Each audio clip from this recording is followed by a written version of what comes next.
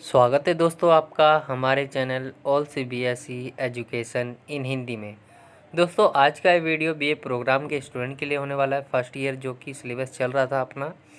तो आज का ये वीडियो है आपका हिस्ट्री का चैप्टर 4 का पार्ट 3 होने वाला है ये। और पार्ट 2 में हमने जो है देख लिए थे उनकी समाज और अर्थव्यवस्था के बारे में। ऋग्वैदिक काल की जो अर्थव्यवस्था है और समाज है उसका हमने पूरा जो है वर्णन कर रखा है पिछली वीडियो में। तो जिन जिन बच्चों ने नहीं देखा वो देख ले, चैनल पे जाके उनको मिल जाएगा। आज की इस वीडियो में हम पार्ट 3 में करेंगे ऋग्वैदिक धार्मिक वर्णन और साथ ही हम राजनीतिक वर्णन भी करेंगे इनके। तो स्टार्ट करते हैं आज की वीडियो को। तो चलिए, ऋग्वैदिक धार्मिक वर्णन। ऋग्वैदिक काल में बहुत से देवी देवताओं को माना जाता था। मुख्य रूप से 4 देवी देवता थे, इंद्र, अग्नि, सोम और कुछ अन्य देवता। इनका वर्णन जो कि इस प्रकार से है। ऋग्वैदिक काल में जो है बहुत से देवी देवताओं को माना जाता था, लेकिन कुछ जो मुख्य है उन्हीं का जो है वर्णन करते हैं हम। इंद्र हो गया आपका, अग्नि हो गया, सोम हो गया और कुछ अन्य देवता है। तो आज इसमें जो है आपका एक्सप्लेनेशन होगी। अब पहला है आपका इंद्र देवता। तो इंद्र देवता जो कि ऋग्वेद के सबसे शक्तिशाली देवता माने जाते हैं और इंद्र देवता को ही सबसे ज़्यादा जो है पूजा जाता था। इंद्र देवता को पुरंदर व दुर्ग विध्वंसक भी कहा जाता है, जिसने असुरों को लड़ने में आर्य सैनिकों को जो है नेतृत्व किया और उन्हें विजय दिलाया।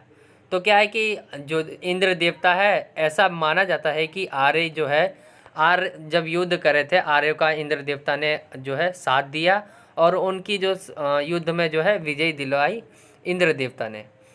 इनका वर्णन जो है 250 स्रोतों में किया गया है। इंद्र को वर्षा का देवता भी कहा जाता है। आगे चलकर जो है इंद्र देवता के क्रोध से हुई वृष्टि की तबाही से कृष्ण ने मथुरा की रक्षा की। जैसा कि आपने देख ही रखा होगा, आप अगर कृष्णा देखे होंगे तो उसमें कार्टून की तरह जो दिखा रखा होता है कि इंद्र देवता जो है गुस्से में आ जाते हैं और वो क्या है वर्षा करने लग जाते हैं बहुत तेज़ से।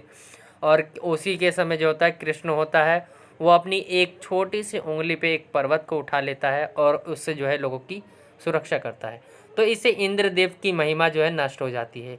लेकिन क्या है, वर्षा के देवता के रूप में उनकी जो पूजा है अभी भी की जाती है और उनकी महिमा जो है अभी भी बरकरार है। तो ये था इंद्र देवता के बारे में। आई होप कि आपको समझ आ गया होगा। नेक्स्ट है आपका अग्नि देवता। ऋग्वेद में वर्णित अग्नि दूसरा सबसे बड़ा व महत्वपूर्ण देवता है। आदिम अवस्था यानी जब मानव आदि मानव थे के लोगों में, आदिम अवस्था के लोगों में अग्नि की महत्वता बहुत ज़्यादा रही, क्योंकि वह अग्नि के द्वारा ही जंगलों को जलाना, खाना पकाना, अंधेरे में अग्नि का प्रयोग करना रोशनी के लिए, और भी था। इसमें आप लिख सकते हैं कि जानवरों से अपनी रक्षा करने के लिए। तो क्या है कि उस समय जब आदिम अवस्था थे मानव की, तो उस समय क्या अग्नि को बहुत ज़्यादा पूजा जाता था। तो कुछ उदाहरण थे इनका कैसे प्रयोग किया जाता था। आगे चलते हैं। अग्नि पूजा का प्रचलन भारत में ही नहीं बल्कि ईरान में भी काफ़ी था। ऋग्वेद में इस देवता का जो उल्लेख है वो 200 बार किया गया है। ऐसा माना जाता है वैदिक काल में अग्नि ने देवताओं और मानवों के बीच जो है मध्यस्थ का काम किया है। और ऐसा भी माना जाता है कि अग्नि में डाली जाने वाली आहुतियाँ धुआं बनकर आकाश में जाती है और बाद में देवताओं से को जो है मिल जाती है। तो ये माना जाता है ऐसा। आप देखे होंगे जब एक व्यक्ति मर जाता है तो उसको जलाया जाता है, तो धुआं बनकर, ऐसा माना जाता है कि धुआं बनकर वह आकाश में उड़ गया और देवताओं के पास चला गया। तो पहले भी ऐसा ही माना जाता था। ये था आपका अग्नि देवता। आई होप कि आपको समझ आ गया होगा। अगला है आपका तीसरा सोम देवता। तीसरा स्थान सोम देवता को दिया गया है और इनका आधिपत्य पेड़ पौधों पर रहता है। यानी जो इनका जो पूरा आधिपत्य है वो पेड़ पौधे पर रहता है। और एक मादक रस का नाम सोम देवता के नाम पर ही है। ऋग्वेद में बहुत से स्रोतों में से एक प्रकार का पौधा है जिनकी पहचान जो है अभी तक नहीं हुई है, तथा सोमरस जो सोमरस है उसकी बनाने की विधि बताई गई है। साथ ही हमें वरुण देवता का भी ज्ञात होता है, जो कि जल व समुद्र का देवता माना गया है और इसे ऋतु अथवा प्राकृतिक संतुलन का रक्षक कहा जाता है। तो ये था आपका सोम देवता। और साथ ही कुछ वरुण देवता भी थे इसमें, जो कि जल और समुद्र के देवता माने जाते हैं। तो आई होप कि आपको तीसरा भी समझ आ गया होगा। और चौथा आपका कुछ अन्य देवता है। तो ऋग्वेद के काल में देवियों को भी ऋग्वेद के काल में देवियाँ भी हुआ करती थी, जो कि उषा, अदिति, सूर्य इत्यादि थी। ऋग्वेद के काल में जो है देवियाँ भी हुआ करती थी, और जिनमें से कुछ लिखा हुआ है उषा, अदिति, सूर्य इत्यादि थी। उषा जो कि प्रातः की देवी थी, और ऋग्वेद के 20 स्रोतों में उसका बोलबाला किया गया है, और 300 में से अधिक बार उसकी चर्चा हुई है। लेकिन ऋग्वेदिक काल में देवियाँ इतनी प्रमुख नहीं थी जितने कि देवता प्रमुख थे। देवताओं की पूजा प्रार्थना सबके साथ और बलिदान के द्वारा होती थी। प्रार्थनाएं सामूहिक और व्यक्तिगत दोनों प्रकार की होती थी। ऋग्वैदिक जनजातीय समाज देवताओं की पूजा अपने आध्यात्मिक उत्थान के लिए नहीं करते थे, वो तो जीवन के प्रत्येक अंश का आनंद लेने के लिए करते थे, और जो है इस आनंद के उपयोग के लिए उन्हें जो है संतान, पशु, भोजन, संपत्ति और स्वास्थ्य की आवश्यकता थी। तो इसलिए वो जो है भगवान की पूजा करते थे, पूजते थे उन्हें। तो इस कारण से तो ये था आपका जो है धार्मिक व्यवस्था या धार्मिक वर्णन। आई होप कि आपको ये पूरा समझ आ गया होगा ऋग्वैदिक कालीन धार्मिक व्यवस्था। अब चलते हैं हमारा जो दूसरा टॉपिक है, साथ ही ऋग्वैदिक कालीन राजनीतिक व्यवस्था। तो ऋग्वेद काल में राजा का पद जो है वंशानुगत हो चुका था। राजा एक प्रकार का सरदारी होता था, परंतु उसके हाथ में सीमित अधिकार थे। राजा तो हुआ करता था उस समय ऋग्वैदिक काल में, लेकिन उसके पास क्या थे? सीमित अधिकार थे, क्योंकि उसे समिति संगठनों से सलाह लेनी पड़ती थी। जैसे एक पंचायत है इस समय में, वैसी उस समय में क्या है, राजा हुआ करते थे ऋग्वेद काल में, और सरदारी हुआ करते थे, जिनको क्या है कि अधिकार तो थे लेकिन इतने अधिकार नहीं थे, सीमित अधिकार थे। और क्या है कि उनको अगर कोई भी फैसला सुनाना होता था तो उनको क्या है कि जो अपने लोग हैं, लोगों से राय लेनी पड़ती थी, तब जाके कोई फैसला सुनाया जाता था। और ये अपने राजा का चुनाव भी करते थे। राजा को समिति का रक्षक भी कहा जाता था। राजा मुख्य रूप से युद्ध करता था, वह अपने जनता की रक्षा करता था और प्रजा के लिए जो है देवताओं से प्रार्थना भी करता था। तो थोड़ा ये था आपकी भूमिका। आगे भी है, ऋग्वैदिक काल के साहित्य में दी गई वंश क्रम की जानकारी से पता चलता है कि राजा का पद जो है वंशानुगत था। पिता की मृत्यु के बाद श्रेष्ठ पुत्र उत्तराधिकारी होता था, अथवा राजा ऋग्वैदिक काल में राष्ट्र व जनपद का मुखिया होता था। इस काल में राजा का शासन कुछ आधारों पर या भागों में बटा हुआ था, जिसमें गण, समिति, विधेय, संस्था, पंडित, पुरोहित आदि शामिल थे। इसका जो वर्णन है अब हम करेंगे। पहले आता है गण। तो प्रशासन का लोकप्रिय शासन जो होता है प्रजातंत्र होता है, जैसे कि आज भी है लोकतंत्र या प्रजातंत्र।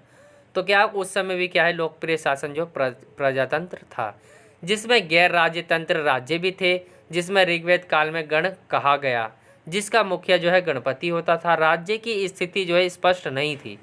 राजा की पहचान कबीले से होती थी, इसके अलावा और कोई स्रोत नहीं था कि उसकी अलग तरह से भी पहचान की जा सकती है।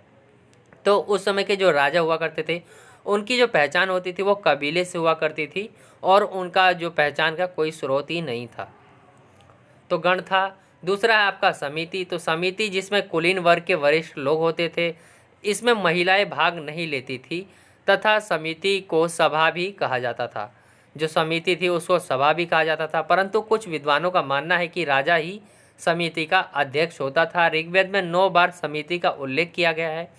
ऋग्वेद व अथर्ववेद, अर्थवेद लिखा है यहाँ पे, अथर्ववेद से ज्ञात होता है कि समिति में राजकीय विषय पर चर्चा होती होगी। ये समिति जो बैठाई जाती थी, इसमें क्या है, राजकीय जो विषय है उनके ऊपर चर्चा होती थी, तथा सहमति से निर्णय लिए जाते होंगे। मतलब लोगों की सहमति देखी जाती होगी कि कौन लोग सहमत है, ज़्यादा जो सहमत होंगे उनकी तरफ जो है राय ली जाएगी। तो ये था आपका समिति। आई होप कि आपको समझ आ गया होगा अच्छी तरह से। तीसरा आपका पंडित या पुरोहित। वही पंडित जो होते थे वो ब्राह्मण, तो उन्हें कोई कहा जाता है पंडित या पुरोहित। राजा के प्रशासन में कुछ अधिकारी राजा की सहायता करते थे, जिसमें सबसे महत्वपूर्ण जो होता था वो पुरोहित होता था। ऋग्वेद काल में 2 महान पुरोहित होता था। ऋग्वेद काल में 2 बार लिख गया ये। तो ऋग्वेद काल में 2 महान पुरोहित थे। एक था वशिष्ठ जो कि रूढ़िवादी थे और दूसरा था विश्वामित्र जो कि उदार थे। और लोगों को आर्य बनाने के लिए विश्वामित्र ने गायत्री मंत्र की रचना की। पुरोहित जो कि राजा को कर्तव्य का उपदेश देते थे, जो पुरोहित होते थे वो राजा को ये देते थे कि तुम्हारा कर्तव्य ये है, आदेश देते थे और उनका जो है गुणगान करते थे, जिसके बदले में राजा जो है पुरोहितों को दान दक्षिणा, गाय, दासिया और भूमि आदि दान में देते थे। पुरोहितों के बाद शायद सेनानी का स्थान था। भाला, कुठार, तलवार आदि शस्त्र चलाना जानते थे। तो ये था आपका पुरोहित। आगे भी है, ऐसा कहा जाता है कि पुरोहित का महत्वपूर्ण स्थान राजा के मंत्रियों में था। उसे राजा का प्रमुख सलाहकार माना जाता था तथा यह भी कहा जाता था कि पुरोहितों की प्रार्थना राजा तथा प्रजा की रक्षा करती थी और कभी युद्ध की संभावना होती थी तो पुरोहित प्रार्थना तो करते ही थे, साथ में युद्ध में भी भाग लेते थे। तो ये था आपका पुरोहित। आई होप कि आपको समझ आ गया होगा। और पुरोहित सीधा साधा है कि राजा की नज़र में पुरोहित जो होता था वो सबसे ऊपर हुआ करता था। पुरोहित कौन होते? पंडित जो यज्ञ वज्ञ करते हैं। तो बस यही तो उनकी जो राजा की नज़र में थे ये ऊंचे थे और राजा जो है इनको भूमि दान किया करते थे और गाय, दासिया तो ये भी दान किया करते थे। और कभी कभी तो पुरोहित जो हुआ करते थे उनको मंत्रिमंडल में भी उनको साथ रखा जाता था। तो ये सब था कुछ। चौथा आपका विदेय संस्था। रॉक के अनुसार विदेय संस्था जो सैनिक तथा धार्मिक कार्यों से संबंध रखती थी, जो विदेय संस्था थी वो सैनिक तथा धार्मिक कार्यों से संबंध रखती थी। कि कुछ विद्वानों का मानना था कि यह एक बड़ी सभा थी जिसका आगे चलकर विभाजन हो गया।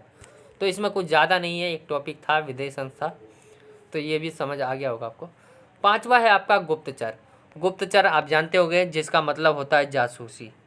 तो हमें कुछ पुरातात्विदों के अनुमान से पता चलता है कि ऋग्वैदिक काल की राज्य व्यवस्था में राजा गुप्तचर भी रखा करते थे जो कि दास या दासिया हुआ करती थी। आपने सभी राजा के बारे में पढ़ा होगा और सभी ने मेनली जो है गुप्तचर रखे थे, क्योंकि वो क्या है कि अपने दूसरे जो उनके दुश्मन हुआ करते थे उनकी जो खबर थे वो रखने के लिए जो है गुप्तचर रखते थे।